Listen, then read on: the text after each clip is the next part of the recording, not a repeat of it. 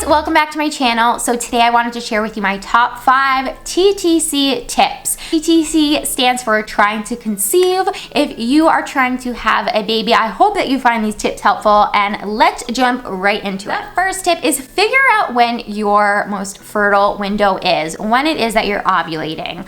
Now, I'm gonna be super honest with you. This is gonna make me sound a little bit silly, but before we started trying to have a baby, I really didn't know anything about my cycle. I had no idea that there was actually a pretty small window of time that you can actually get pregnant during your cycle. I thought, this is what we were taught in high school, middle school, was that like if you had unprotected sex at any point, you were gonna get pregnant. It didn't matter what time of the month it was, day or night, upside down, like it didn't matter. You were gonna get pregnant, which is actually not true. So to save yourself a lot of unnecessary anxiety or stress, I highly recommend keeping track of your cycle. How, you may ask? I recommend downloading a fertility tracking app. The one I really love is Ovia, Glow, Clue, 2 other really great apps, but I really fell in love with Ovia when we were trying to conceive my son, who is now 18 months. I thought it worked really well. I'm using it now. It just is really easy to use. The interface is really easy to use, and I thought once you input enough data, and it starts to understand your cycle, it was able to give me a really great prediction when I was ovulating. Now, the other great thing you can do is use ovulation test strips. So they're just like pregnancy tests, except they will let you know when you're ovulating. And I bought mine right off Amazon. They were cheap as dirt. They're the easy at home ovulation test strips. I'll link them down below. I thought they were absolutely great. So those are 2 ways that you can get a better idea of when you're ovulating. And I would highly, highly recommend becoming as familiar as possible with your cycle. There are other ways to know that if you're ovulating or not. You could check your cervical mucus. But those 2, the app and the test strips, were the easiest ways for me, at least, to keep track of exactly I was ovulating and when I was most fertile. Okay, I've mentioned this before on my channel, but it begs repeating. Make sure your lubricant doesn't have spermicide in it.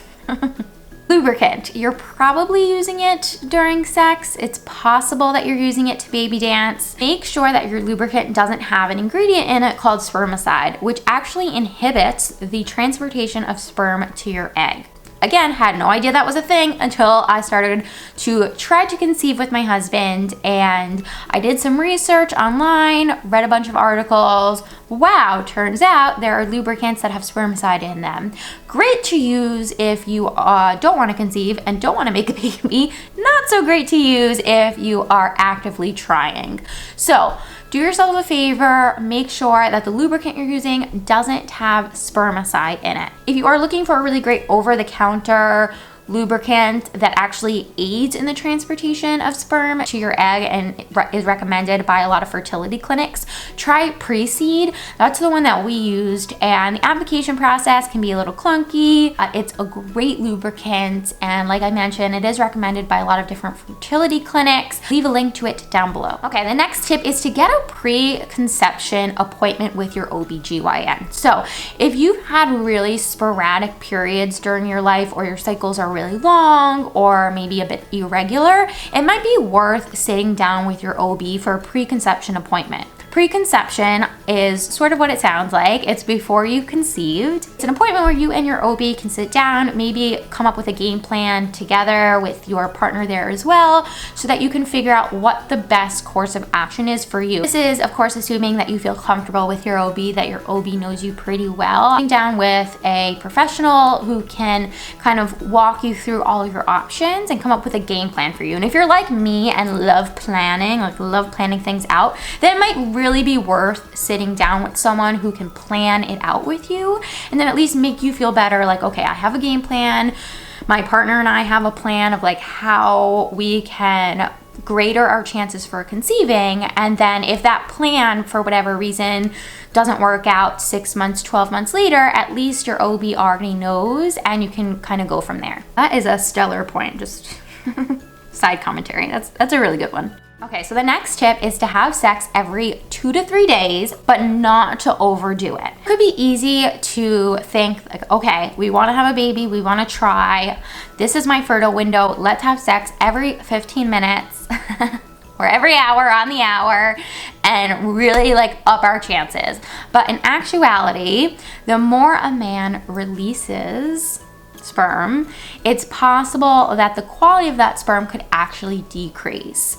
Now again, I'm no doctor, and it's probably best for you to speak to your OB or maybe to your husband's doctor if that is an issue that you guys are encountering or are afraid of encountering. But a lot of articles that I've read have suggested that having sex every 2 to 3 days during that fertile period, that fertile window that usually lasts anywhere from about 3 to 6 days is best, and that you'll get the most quality sperm if you're having sex every 2 to 3 days versus just like pounding it out every hour. And the last one, take a multivitamin. Yes, I will sit here and assume the position of the person telling you to take your vitamins.